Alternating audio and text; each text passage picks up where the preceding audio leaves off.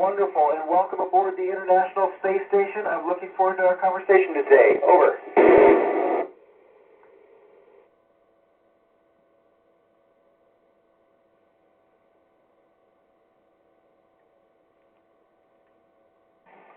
They absolutely are. In fact, we have to exercise 2.5 hours a day, and that's because we don't have to work very hard at all the other 21.5 hours of the day.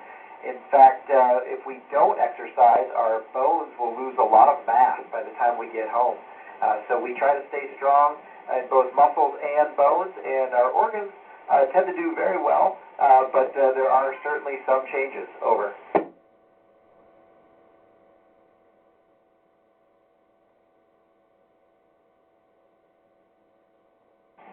Well, it is wonderful to be a part of an incredible team that does amazing things and be able to contribute in any small way. But I'll tell you, it is a job, and really my life's goal is to be the best dad and husband that I can be. And so that's what I am very passionate about, in addition to being able to do a very, very cool job. Over.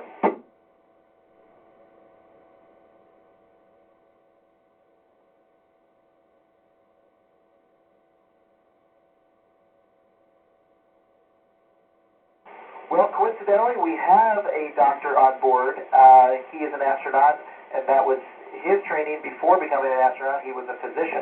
But you don't have to have a doctor on board. We do have fundamental training that we all get so that we can take care of each other in that kind of a situation.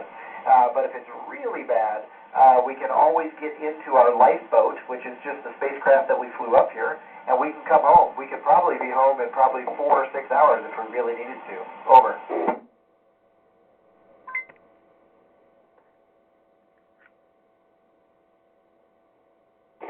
You know, I don't know exactly what would happen, but because that gravity is so much lower than what we're used to on Earth, I think it's only about 40% of what we experience. You can imagine that life would be very different because the weather would behave much differently, plant life would behave much differently, people would have evolved differently, and so the impacts, I think, would be significant. So we have a very special planet, and we need to take great care of it. Over.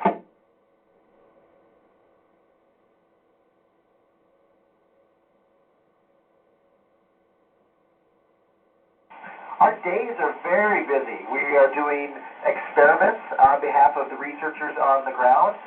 We're also doing a lot of activities to maintain the space station. It is a very big and complex and getting a little bit older spacecraft. And so there's a lot that we need to do. And sometimes we can actually even make it better. We can do upgrades. Recently we did some spacewalks where we put out new solar arrays so that the space station can keep generating the power it needs to do those important experiments. Over.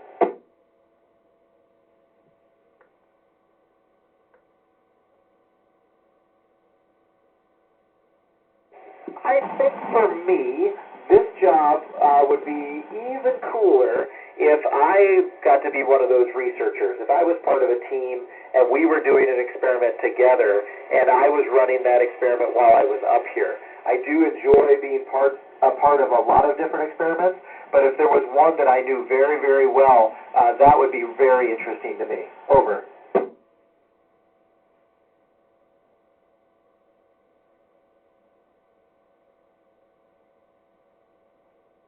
Yes, very much so. In fact, this is a 10-minute break for me in the middle of a very busy day, which I'm very happy to get to do. But our days tend to start about 7:30 in the morning, and they go until 7:30 at night. And we are constantly hopping from one event to the other.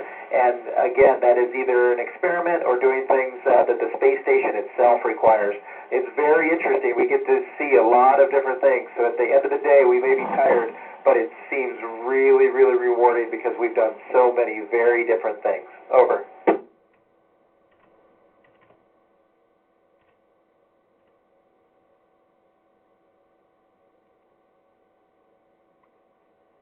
So we probably don't play the video games that you're imagining, but we do use things that seem like video games to stay current and proficient at what we need to do.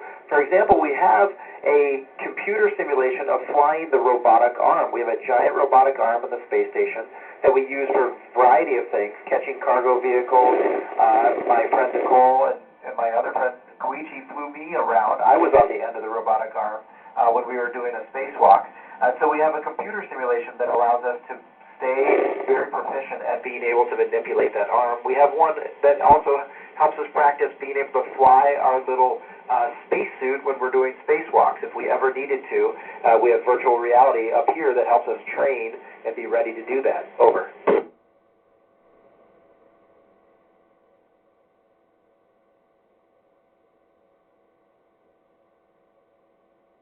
Well, I haven't done that part yet. I've been up here about 4 months, and we have not got home yet. This is my first flight, but we have trained for it quite a bit.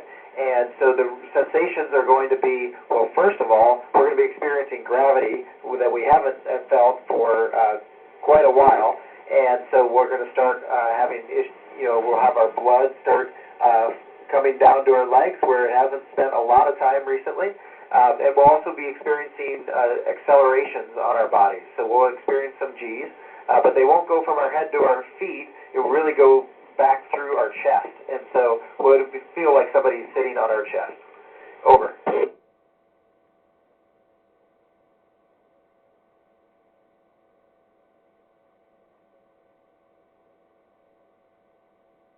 You know, I've never been woken up by it, but I've certainly seen it as I'm falling asleep. And I did physics before I became a test pilot. And so part of that physics was making detectors, not unlike our eyeballs up here. And so when I see one of those things happen, I get really excited about it because it reminds me of my previous life as a physicist. Over.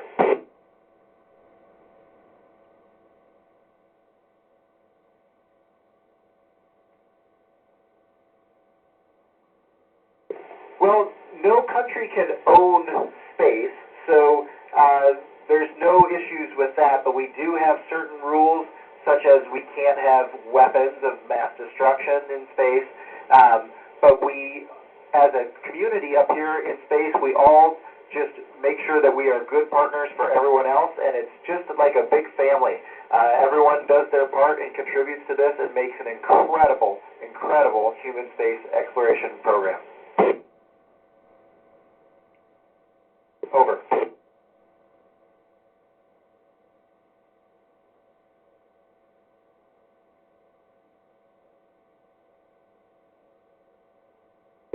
I think it would be possible to live on an exoplanet, but it would require so much effort. In fact, more effort and a greater accomplishment than anything humans have accomplished.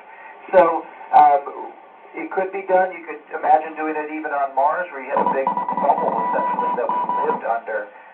But right now, I think our focus should be on this planet. It is such a beautiful and perfect planet, and we need to make sure that it stays healthy for a long, long time. Over.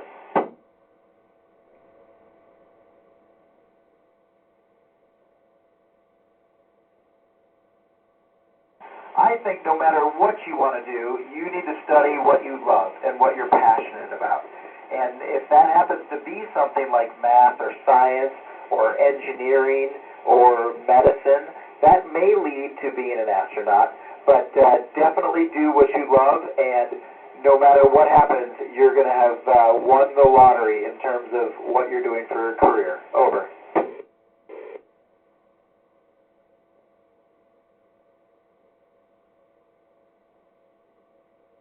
You know, it sounds cliche, but I haven't been bored yet. We are incredibly busy up here, and when we're not on the schedule, there's so much to do, including even just looking out the window at this gorgeous planet. But I'll tell you one fun thing that we get to do, and in fact, I just did it yesterday. The space station did a boost, which means it just comes up to a slightly higher altitude because it had been dragging down over the past month or two. And so what I did is with my friend Anya, we just hung out in the middle of a module, not touching anything. And then as the rockets fired, the space station moved around us. And so it looked like we were translating down the space station. Over.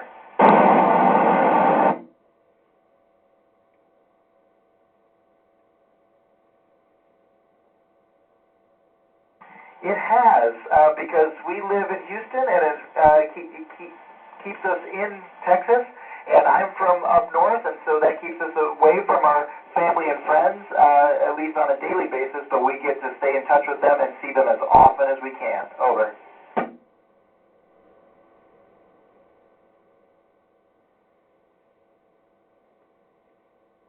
On launch day, we are probably physically as strong as we've ever been, and probably psychologically as well, because we're so incredibly well trained. The people on the ground who get us ready for this don't leave a single stone unturned. So we are ready to go and excited to get to work. Over.